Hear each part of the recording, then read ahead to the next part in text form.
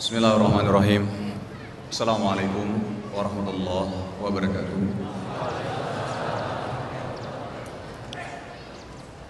Alhamdulillah, wassalatu wassalamu ala Rasulillah wa ala alihi wa sahbihi ajma'in. Alhamdulillah bisa hadir di sini bertemu dengan saudara-saudaraku. Ini untuk beberapa kalinya saya ke Makassar. Suatu kehormatan bisa diundang ke sini dan banyak kenangan juga di Makassar. Beberapa sahabat saya juga orang Makassar dan hubungan kekerabatan antara orang Aceh sama orang Makassar katanya dekat sekali ya. Saya dikasih tahu sama orang tua saya. Alhamdulillah saudara-saudaraku, hari ini kita bisa berkumpul di sini karena Allah Ta'ala. Allah memberikan kita nikmat yang begitu luar biasa, nikmat sehat, nikmat waktu luang, dan nikmat-nikmat lainnya lagi, yang kalau kita hitung nikmat-nikmat yang Allah berikan kepada kita, tidak akan mampu kita menghitungnya. Salam dan salam kita sampaikan kepada junjungan kita Nabi Muhammad SAW, orang yang paling mulia akhlaknya, orang yang penuh perhatian dan kasih sayang terhadap keluarganya, orang yang paling baik, bijak, adil terhadap rakyatnya, dan orang yang paling berani di antara pasukannya.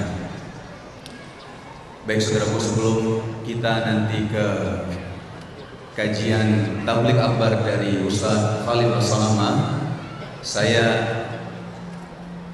diminta untuk sedikit sharing tentang pengalaman mengenal agama Islam lebih dalam ya. Nanti saya sedikit mungkin kita bahasakan sharing hijrah. Nah, saya akan sedikit sharing di sini. Lalu setelah itu nanti baru kita bersama-sama mendengarkan tabligh akbar dari Ustaz Khalid Basalamah ya. Kajian dari Ustaz Khalid Basalamah. Baik. Pertama-tama saya mau memperkenalkan diri saya dulu. Nama saya Teguh Wisnu. Tapi sedikit mau yang saya sampaikan bahwa memang sekarang saya namanya inginnya lebih baik dipanggilnya Abu Adam. Adam adalah anak saya dan Abu Adam ini adalah nama kunya. Dan ini memang disunahkan ketika memanggil nama kunya.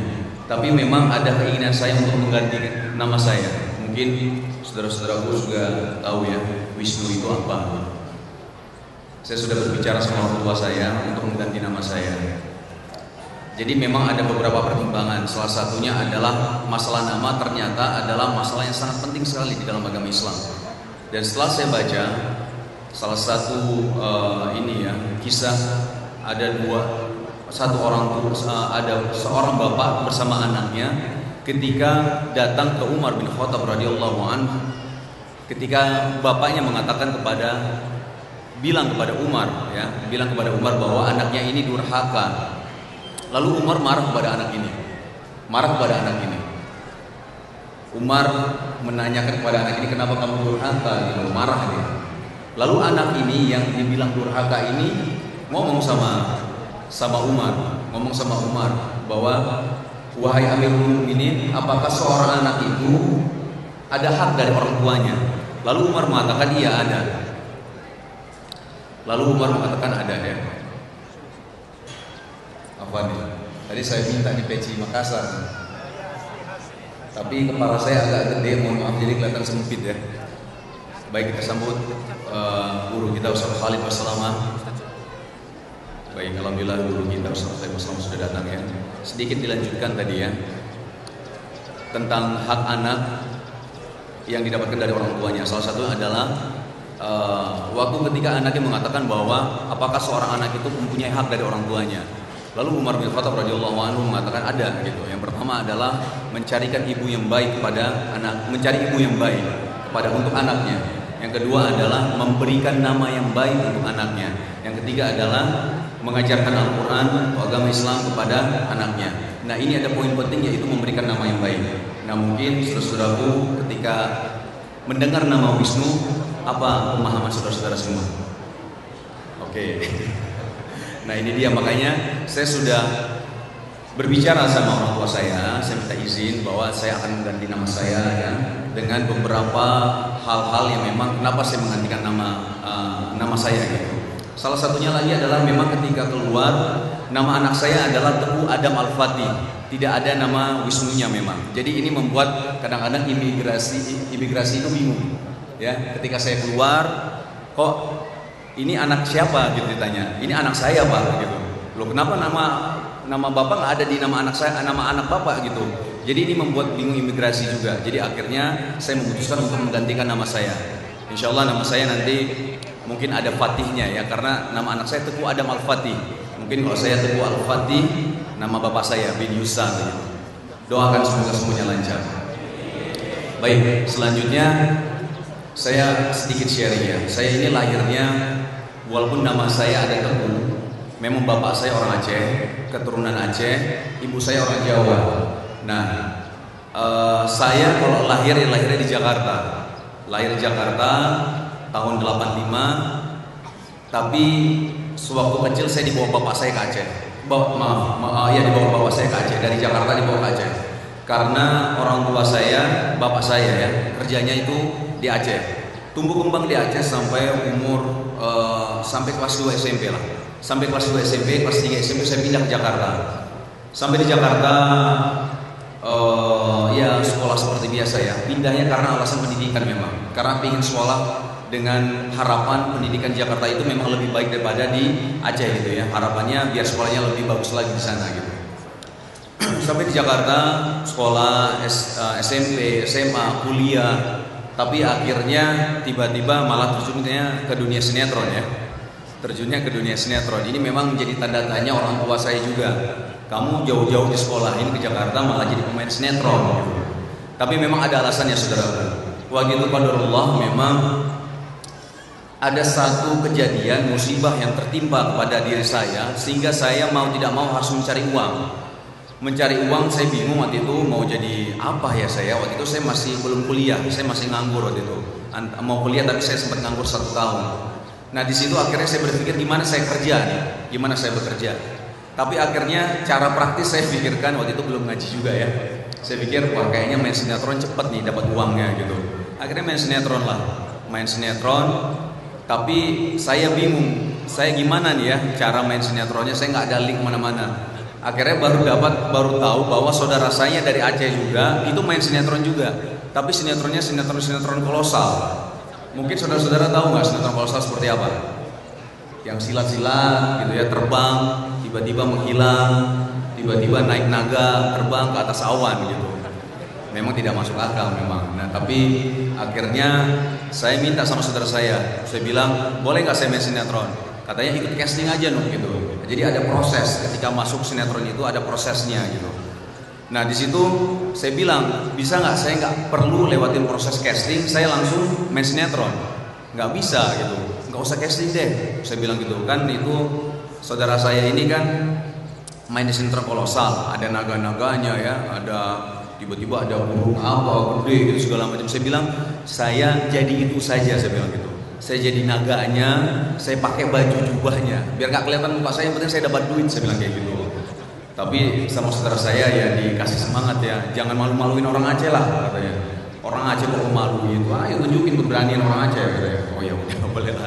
Saya kira ikut casting, tapi memang melalui proses-proses akhirnya main sinetron. Dan memang akhirnya mungkin satu sinetron yang mungkin dikenalnya sama ibu-ibu kali ya.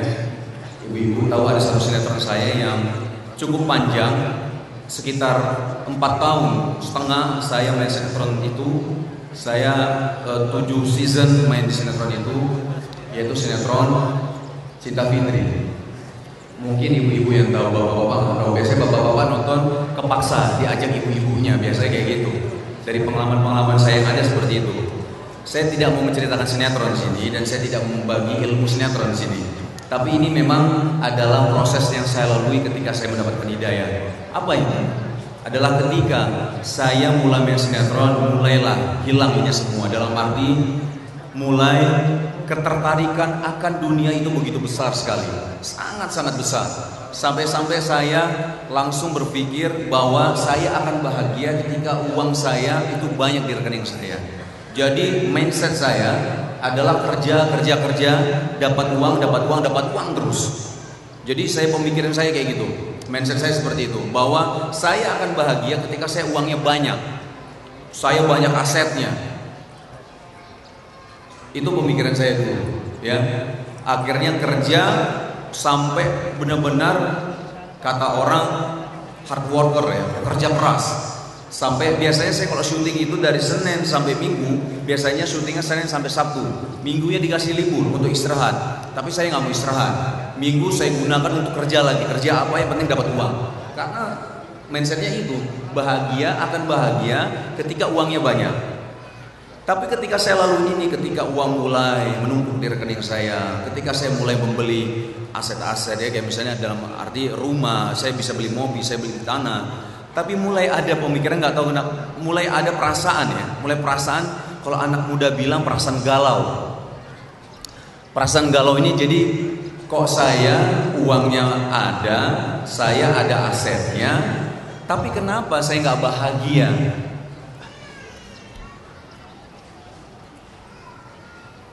Kenapa saya nggak bahagia gitu? Ini yang sempat saya bingung, ya. Karena kan biasanya saya bilang saya akan bahagia ketika uang saya banyak, tapi itu saya nggak rasakan. Ketika mulai merasakan pendapatan itu gampang sekali, ya, saya dapatkan gitu. Ada mobil, ada rumah. Tapi ketika setiap saya pulang ke rumah, saya nggak merasakan itu.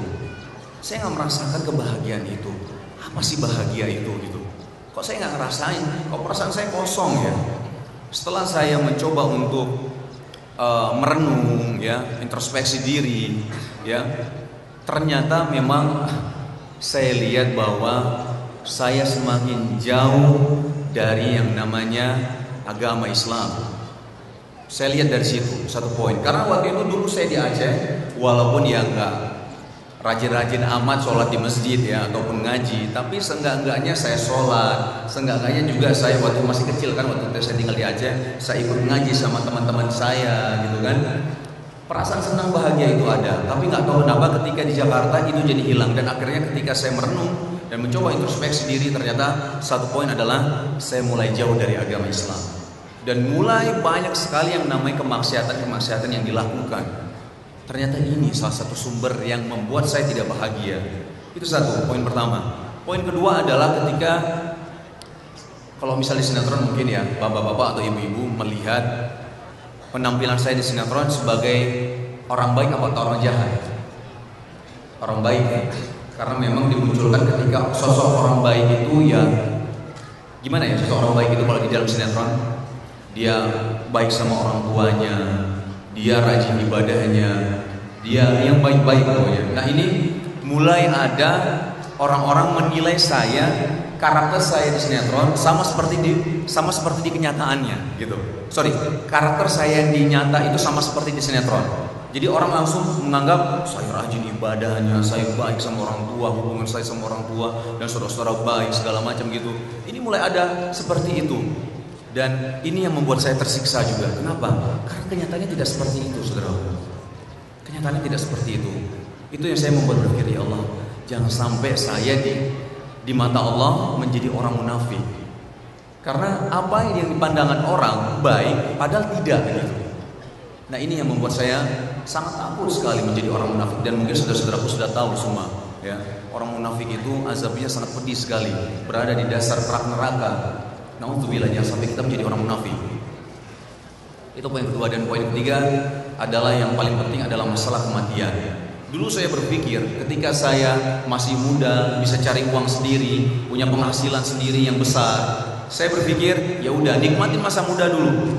Nanti kalau tobat nanti waktu tua aja. Nanti kalau udah punya cucu 5, 10 baru tobat, man. Saya pernah komunikasi dan pernah punya mindset juga, pemikiran bahwa ketika masih muda punya uang, udah senang-senang foya-foya dulu. Kalau mau tobat nanti waktu tua aja. Kenapa? Karena saya berpikir dulu, kalau saya dari muda sudah tobat, ya, sudah baik aja, nanti waktu tua pingin ngerasain yang namanya maksiat itu seperti apa. Tapi ketika dari muda saya maksiat terus, nanti waktu tua akan bosan dengan yang namanya maksiat. Lalu saya akan bertobat di hari tuanya. Dulu pemikirannya seperti itu ya, dulu punya pemikiran seperti itu gitu. Dan ini saya dulu benar-benar seperti itu gitu. Tapi akhirnya ini jadi hilang semua, pikiran ini jadi hilang semua, punya anggapan seperti itu hilang semua ketika banyak saudara-saudara saya, teman-teman saya mati dalam usia muda. Umur 20 tahun dipanggil Allah Ta'ala, meninggal. Umur 21 tahun meninggal. Kondisinya juga bukan kondisi sakit. Ada yang satu arah pindah lokasi syuting, meninggal di jalan. Ada yang satu dia sehat, sakit, terus sehat lagi, tiba-tiba meninggal. Ada seperti itu. Lalu dari sinilah saya mengambil pelajaran bahwa orang mati itu dalam arti tua itu bukan tanda mati, dan sakit itu bukan tanda mati. Kita bisa mati kapanpun, bisa dalam keadaan sehat, bisa dalam masih umurnya masih muda. Nah, ini poin penting yang membuat saya akhirnya saya harus bertobat sekarang juga. Jangan sampai saya masih muda tapi banyak sekali melakukan kemaksiatan, lalu saya mati, lalu saya meninggal dipanggil Allah Ta'ala, dan saya tidak mau mati atau meninggal dalam keadaan kufur. Na'udzubillah. Dan alhamdulillah setelah itu mulai sedikit demi sedikit saya melihat apa yang membuat saya harus bisa untuk melakukan hijrah ini dengan baik. Karena saudara jujur, ketika saya mencoba untuk berhijrah itu jalannya berat sekali. Salah satunya adalah ketika saya mencoba untuk berhijrah, mulai sholat lagi, mulai ngaji lagi, tapi godaannya begitu besar sehingga membuat saya bertobat itu mungkin di jalan Allah Ta'ala hanya paling cuma sebentar, paling cuma seminggu, balik lagi ke lembah yang maksiat gitu. Ke lembah yang hitam, ke lembah yang kelam. Hanya sebentar, hanya seminggu, nanti tobat lagi, tapi nanti ketika tobat nanti balik lagi. Dan itu berkali-kali, saya tidak tahu berapa kali, tapi itu berkali-kali. Saya akhirnya di satu titik ketika ingat lagi kematian ini, saya pikir aduh jangan sampai ini kayak gini nih, jangan sampai saya mati dalam keadaan kufur. Nah, disitulah akhirnya saya melihat bagaimana caranya saya berhijrah tapi saya bisa istiqomah di jalan Allah Ta'ala. Akhirnya saya melihat bahwa satu poin penting adalah masalah pergaulan. Masalah pergaulan penting sekali saudaraku, karena salah satu yang membawa saya kembali ke jalan yang tidak baik adalah pergaulan, adalah teman, adalah sahabat. Dan ini semakin saya yakin ketika saya membaca satu hadis di mana Rasulullah SAW bersabda yang maknanya seseorang akan mencocoki kebiasaan teman karibnya. Oleh karenanya perhatikanlah siapa yang akan menjadi teman karib kalian. Hadis riwayat Ahmad dengan sanad hasan. Nah, ini satu poin penting yang saya lihat bahwa memang ternyata pergaulan itu penting sekali. Dari situlah akhirnya ketika saya tahu bahwa pergaulan, teman, sahabat itu sangat penting dalam kehidupan kita, akhirnya saya mencoba untuk mencari teman-teman yang baik. Mencari teman yang baik, malah kadang-kadang orang mungkin bisa berpikir ini orang sok kenal banget ya. Saya tiba-tiba bisa jadi datang ke masjid, saya karena nggak punya teman di masjid ya, ada pengajian saya datangin, saya salam-salam tuh, assalamualaikum, pingin tahu ngaji apa sih ini kajian apa, saya sampai kayak gitu. Bahkan ada satu kajian rumah yang saya datangi, saya belum kenal sama satu orang pun di rumah itu, di rumah ya, bukan kajian umum di masjid, bukan, kajian di rumah. Saya dikasih tahu teman saya, "No, ini ada kajian nih di rumah." Waduh, saya nggak kenal sama orangnya. Gimana? Masa saya datang aja nggak apa-apa? Ana juga datang ke sana. Ya, teman saya katanya mau datang juga ke sana. Akhirnya saya bilang, "Ya udah kita bareng-bareng ya." Ketemuan di sana di rumah itu. Sampai saya di rumah sana tiba-tiba teman saya telepon. "Akhi, afwan nih, Ana nggak bisa hadir." Qadarullah kata. Ya Allah, gimana ini? Saya nggak kenal sama satu orang pun di situ. Tapi karena memang niatnya ingin ketemu sama teman-teman yang baik, akhirnya saya coba masuk ke dalam situ. Saya masuk, assalamualaikum, orang pada bingung, ngapain orang ke sini? Assalamualaikum. Dan yang masya Allah saudara, ketika saya masuk ke dalam kajian itu sambutan saudara-saudara kita yang ngaji juga itu begitu luar biasa. Dalam arti menerima. Oh, Mas Yusuf kan masuk ngaji mas gitu. Kita ikut kajian bersama-sama gitu. Dan yang masya Allah lagi adalah ternyata banyak teman-teman saya yang waktu itu menjadi kru waktu syuting iklan saya. Dulu saya ada satu produk deterjen ya. Mungkin kalau misal pernah lihat ya, saya pernah menjadi satu brand ambassador deterjen. Itu krunya, saya keliling Jawa sama kru tersebut. Ya saya tahu mereka juga, dan mereka tahu saya seperti apa dulu gitu. Saya kaget ketika saya lihat itu kru-krunya. Masya Allah, dan jenggotnya Masya Allah panjang-panjang. Saya sampai lupa namanya karena sudah lama ketemu kan. Saya lihat, Masya Allah, antum ini. Iya, ya wis apa kabar wis gitu. Masya Allah. Wah, merinding saya benar. Saya lihat guru saya yang bagaimana saya tahu kelakuannya juga ngaji, dan Masya Allah, mudah-mudahan kita doakan istiqomah saudara-saudara kita ini.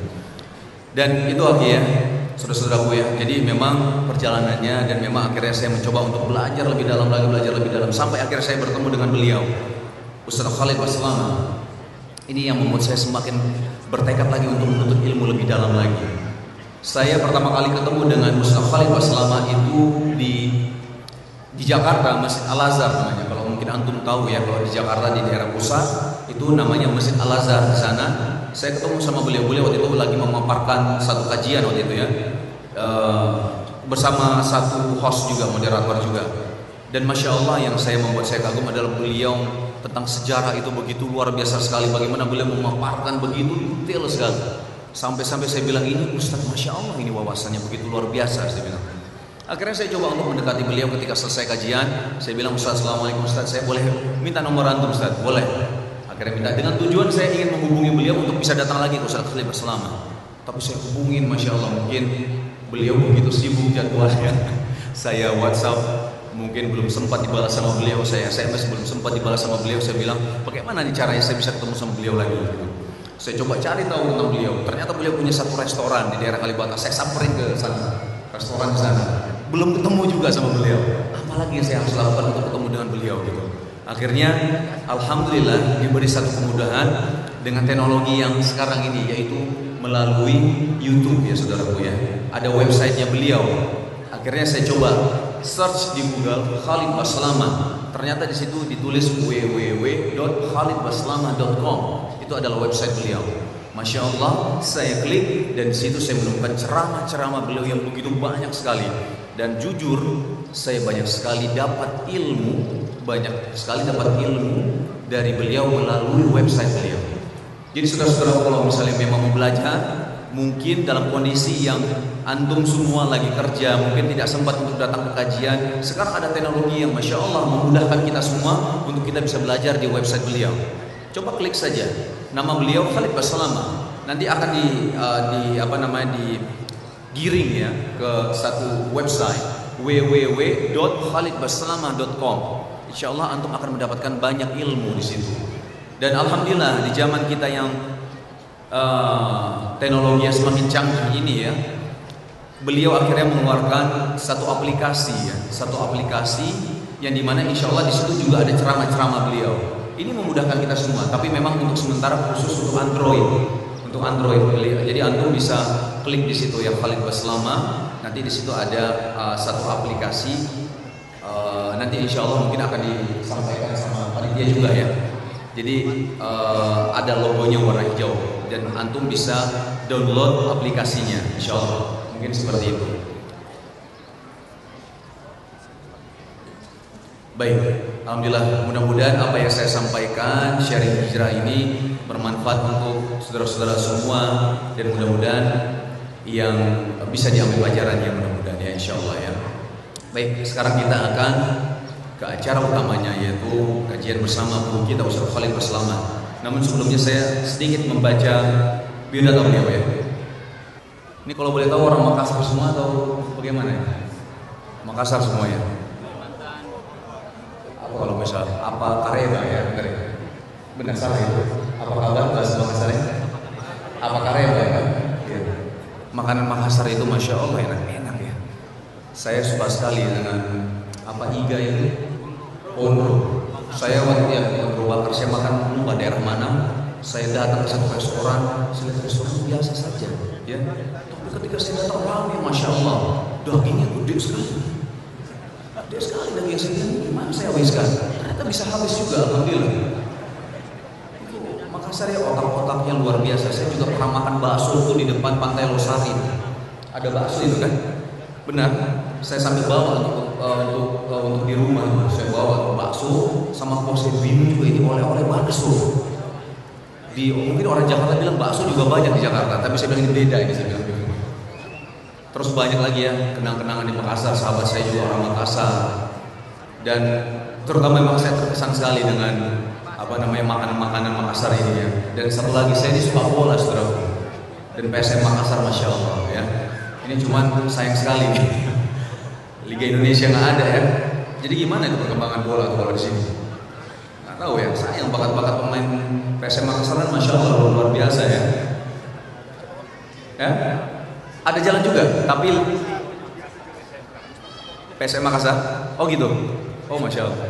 Oh antum di jalan ya? Antum CEO PSM Makassar? Masya Allah. Ini boleh sedikit memaparkan sedikit. Masya Allah, saya suka bola Pak. Saya suka bola. Dari Aceh saya main bola di pantai sama teman-teman saya.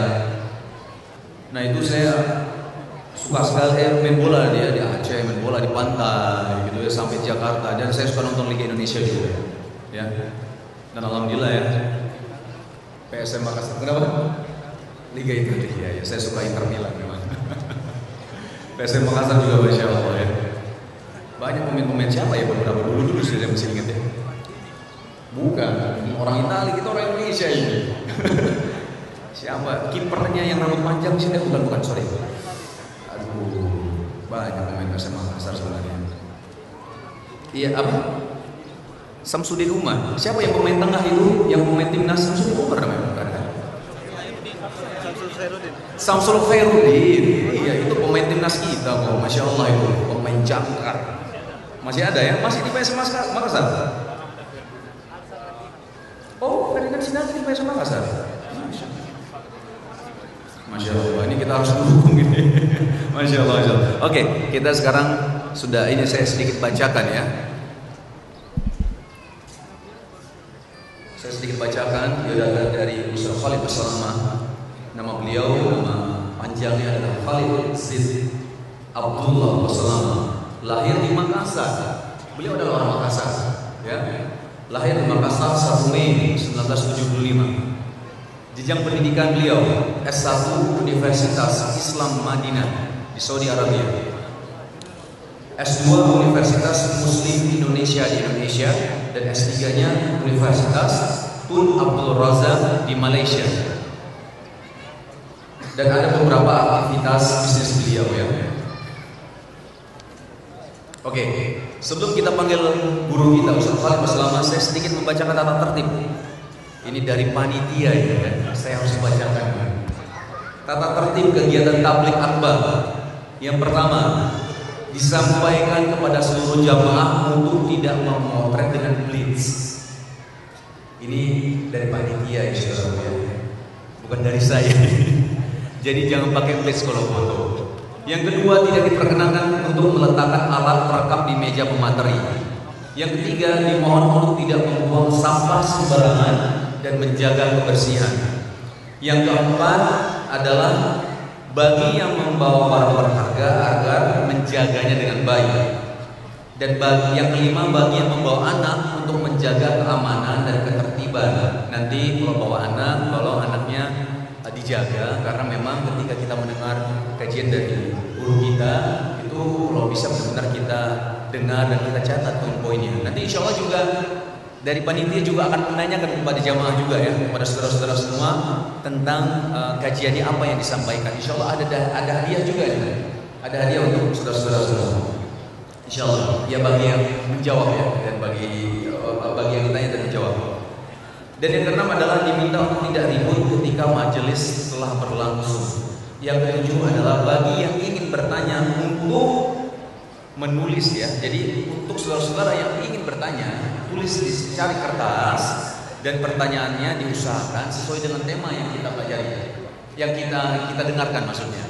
Jadi dari sekarang siapkan kertas. Kalau ada yang ingin tanya dengan temanya yang akan disampaikan, langsung ditulis, nanti tolong kasih ke panitia atau dioper ke depan saja. Dari belakang, misalnya nggak usah jalan, langsung sodorin ke saudara di depan, tolong estafet ya, langsung dikasih nanti sampai ke sini insya Allah. Yang kedelapan adalah bila ingin bantuan agar kiranya menemui panitia yang menggunakan ID card. Jadi bisa saya coba satu panitia boleh sisi, satu panitia, oke, yang menggunakan ID card seperti ini, saudara-saudaraku. Ya, kalau ada yang ingin bertanya, silakan. Ya. Untuk 3 jam ini nggak kompak nih. 4 jam lagi ini nggak ada yang kompak. 2 jam. 3 jam 4 jam. Baik. Assalamualaikum. Waalaikumsalam. Assalamualaikum Ustaz, gimana sehat ya kawan ya? Alhamdulillah. Ustaz. Ini yang Ustaz tolong dihidupin. Ya, saya. Dari situ. Baik, alhamdulillah Ustaz Khalid Islam sudah di sini bersama kita semua yang dimana insya Allah akan menyampaikan kajian dimana temanya kita adalah inilah generasi emas Islam. Sekali lagi saudaraku dimohon mendengarkan kajian ini dan kami harapkan mudah-mudahan dengan kajian kali ini bisa memberikan manfaat untuk kita semua. Dan sekali lagi kalau ingin bertanya langsung tulis di kertas, nanti dioper saja ke depan, dioper ke depan sampai ke meja panitia. Insya Allah nanti akan di sesi tanya jawab akan ditanyakan kepada Ustaz Khalid Baslama kalau waktunya memungkinkan. Dan nanti kita juga Ustaz, kita nanti dari kajian antum, nanti kita juga akan bertanya kepada para jamaah dari kajian antum. Jadi nanti kita akan kasih hadiah kepada jamaah insya Allah. Oke. Baik, saya tidak panjang lebar lagi, saya serahkan langsung kepada guru kita Ustaz Khalid Baslama.